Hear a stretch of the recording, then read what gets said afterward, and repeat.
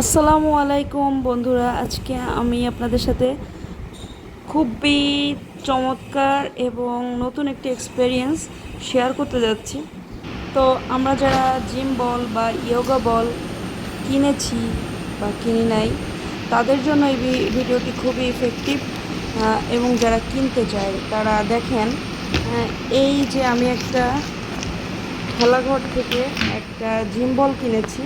আমি তাদেরকে বলেছি যে আমার জিম বলটাতে ওই যে বুটি বুটি থাকে যেটা, ওইটা থাকবে। তো তারা এরকম প্যাকেট দেখতে আমাকে দিয়েছে এবং বলেছে ওখানে হ্যাঁ এরকম বুটি বুটি আছে। তো আমি নিলাম, কিন্তু তারা এটা কিন্তু আমি একদম নতুন কিনেছি, এটাতে যদি কোনো কাটা ছেঁড়া থাকে তাহলে কিন্তু তারা চেঞ্জ নিবে না। আমি সেই রিস্ক নিয়েই কিনেছি। তো এটাতে তিনটি জিনিস আমি পেয়েছি। একটা হচ্ছে এরকম পাম্পার, আর একটা এরকম পিন, আর হচ্ছে এই যে জিম বল একটা প্যাকেটে করে। এখন আল্লাহ জানে এটা কতটুকু ভালো হবে, আর খারাপ হলে তোই দুর্ভাগ্য। এর আগে আমি কোনো দিন জিম বল এরকম পাম্প করি নাই। তো ইউটিউবে আমি একটু সার্চ দিয়ে দেখে নিচ্ছি কিভাবে জিম বল পাম্প করে ফুলাতে হয়। তো ওটা দেখে আমি চেষ্টা করব আজকে। একদমই প্রথম এবং নতুন।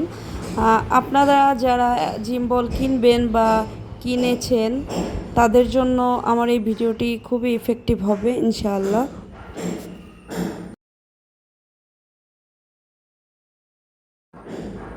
তো এভাবে আমি সেট করতেছি, দেখেন এক পাশে পাম্পার আর এক পাশ জিম বলের সাথে এখন পাম্প করতে হবে সমানে। আমার এই জিম বলটা অনেক বড় সাইজের। ওখানে আপনাদেরকে দেখিয়েছি যে 180 ওয়েট নিতে পারবে। এটা আমি অ্যাকচুয়ালি আমার নিজের জন্য, আমার ছেলেদের জন্য, সবার জন্য ইয়োগা করার জন্য নিয়ে আসছি, যাতে সবারই হেল্পফুল হয়। তো হাত দিয়ে আমি আর পারলাম না, তাই পা দিয়ে দিচ্ছি।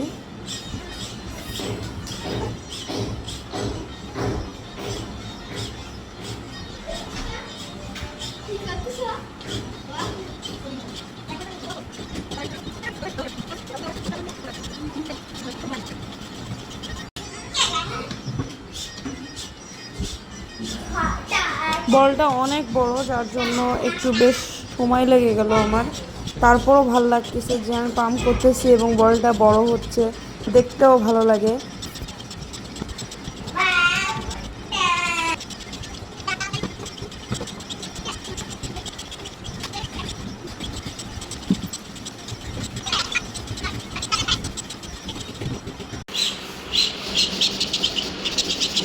তো দেখতে দেখতে বলটা একদম সর্বোচ্চ বড় হয়ে গেল। এখন আমি পিন খুঁজতেছি, পিন লাগিয়ে দিলাম।